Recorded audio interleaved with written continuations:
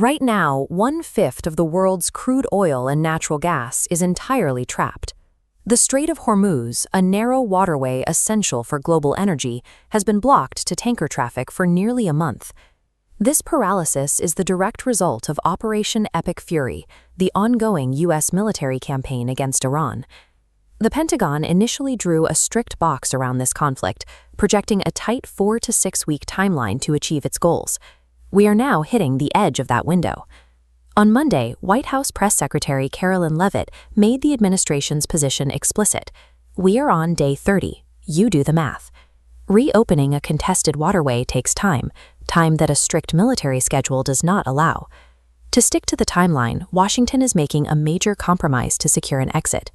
President Trump has told his aides he is willing to wrap up the military campaign against Iran, even if commercial shipping remains blocked. A full reopening of the strait is no longer among the administration's core objectives. Instead, Washington is narrowing its military focus exclusively to degrading Iran's naval and ballistic missile capabilities. This shift reveals internal friction.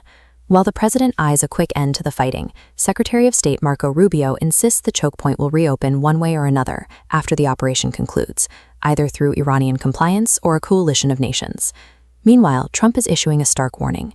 If the strait isn't open for business and a deal isn't reached, he will order the military to obliterate Iran's power plants, oil wells, and Karg Island.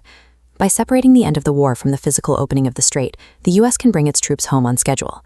But that choice transfers the massive cost of a closed waterway directly onto global markets. This chart shows the volatile price of Brent crude oil.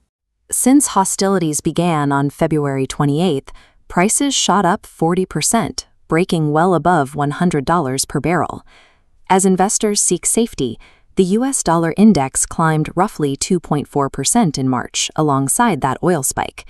That puts the dollar on track for its strongest monthly gains since July 2025. Capital is fleeing from the uncertainty of a severed global supply chain.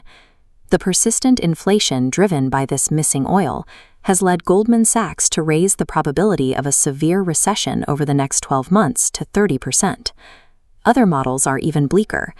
Economists at EY Parthenon now put the odds of a severe economic downturn at 40%.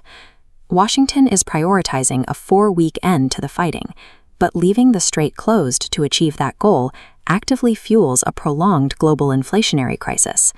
If a ceasefire is signed tomorrow, the physical geography of the strait remains a massive unresolved problem. You cannot navigate commercial tankers through hazards and military debris just because an agreement was reached. Fatih Birol, the head of the International Energy Agency, has warned exactly how long that physical cleanup will take.